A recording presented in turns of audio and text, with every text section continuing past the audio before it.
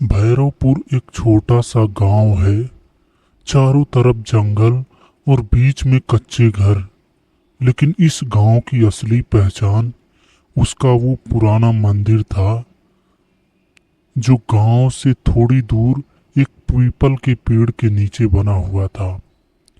लोग उसे काल देवता का स्थान कहते थे और सूर्य ढलते ही उस तरफ जाना सख्त मना था। लोग कहते थे लगभग 30 साल पहले वहां एक शक्तिशाली तांत्रिक आया था। नाम था कालीनाथ। वो दिन रात उसी मंदिर में बैठकर साधना करता था। वो दिन रात उसी मंदिर में बैठकर साधना करता था। धीरे धीरे गांव में अजीब घटनाएं शुरू हो गई।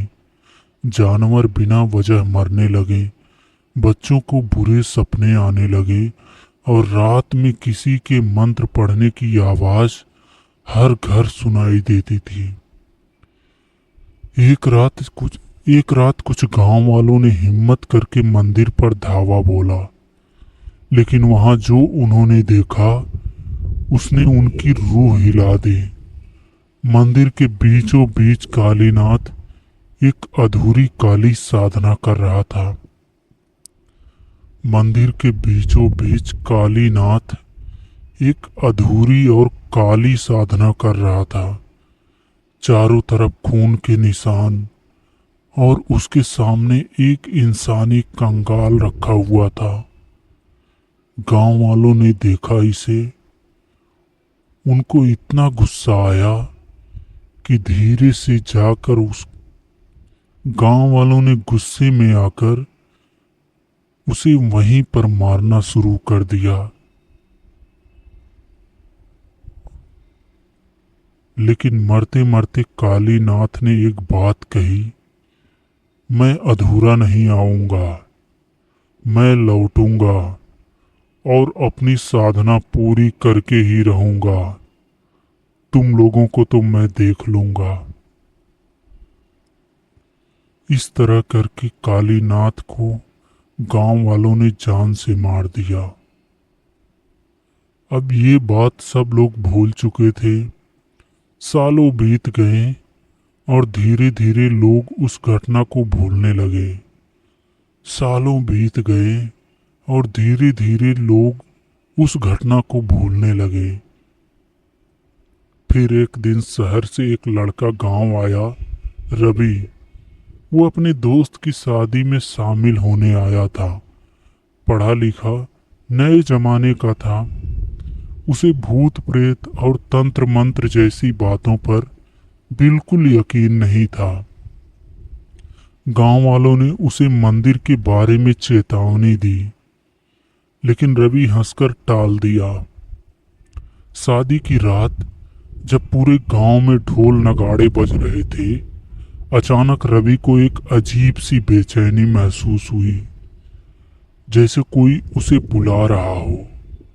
धीरे धीरे वो शोर से दूर हटकर अकेले ही गांव के बाहर की तरफ चल पड़ा। और फिर उसे वो आवाज सुनाई दी, मंत्रोच्चार की, धीमी लेकिन बहुत साफ। ओम काली महाकाली, ओम काली महाकाली। रवि का दिल तेज धड़कने लगा, लेकिन उसकी जिज्ञासा डर से ज्यादा थी। वो उस आवाज का पीछा करते करते उसी पुराने मंदिर तक पहुंच गया जहां लोगों ने कालीनाथ की हत्या की थी। मंदिर के अंदर का नजारा देखकर उसकी सांस रुक गई। बीच में एक आग जल रही थी। चारों तरफ अजीब चिन्ह बने हुए थे और एक आदमी काले कपड़ों में बैठकर मंत्र पढ़ रहा था।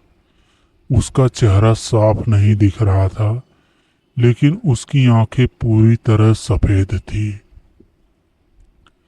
रवि पीछे मुड़कर भागना चाहता था, लेकिन तभी वो आवाज आई, इतने सालों बाद आखिर तू आ ही गया। रवि का शरीर जैसे जड़ गया हो। रवि का शरीर जैसे जम गया हो। उसके कानों में फुसफुसाहटें सुनाने उसके कानों में फुसफुसाहटें गूंजने लगी और उसकी आंखों के सामने सब झुंड और उसकी आंखों के सामने सब धुंधला होने लगा। उस रात उसके साथ क्या हुआ उसे कुछ याद नहीं रहा। अगली सुबह रवि अपने कमरे में था, जैसे कुछ हुआ ही नहीं, जैसे कुछ हुआ ही नहीं। लेकिन अब सब कुछ बदल चुका था। उसकी आंखों में एक अजीब सा सूनापन था और उसका व्यवहार भी अजीब हो गया था।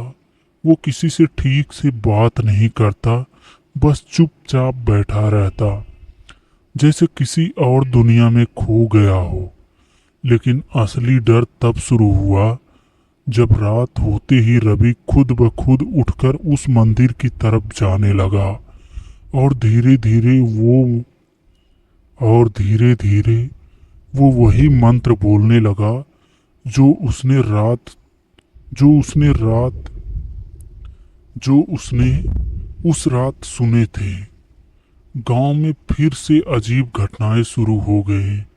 गाय भैंस मरने लगी, बच्चे अचानक बीमार पड़ने लगे और हर रात 3 बजे पूरे गांव में वही मंत्र गूंजने लगा। अब गांव वालों को समझ आ गया था कालीनाथ वापस आ चुका है। लेकिन इस बार वो अकेला नहीं था। उसने रवि के शरीर को अपना माध्यम बना लिया था। एक बुजुर्ग ने बताया, अगर इस बार उसकी साधना पूरी हो गई तो वो सिर्फ एक आत्मा नहीं रहेगा, वो एक ऐसी शक्ति बन जाएगा जिसे कोई रोक नहीं पाएगा। गांव में डर फैल गया। सबने मिलकर तय किया कि अमावस्या की रात जब उसकी साधना पूरी होने वाली होगी तब हम उसे रोकेंगे।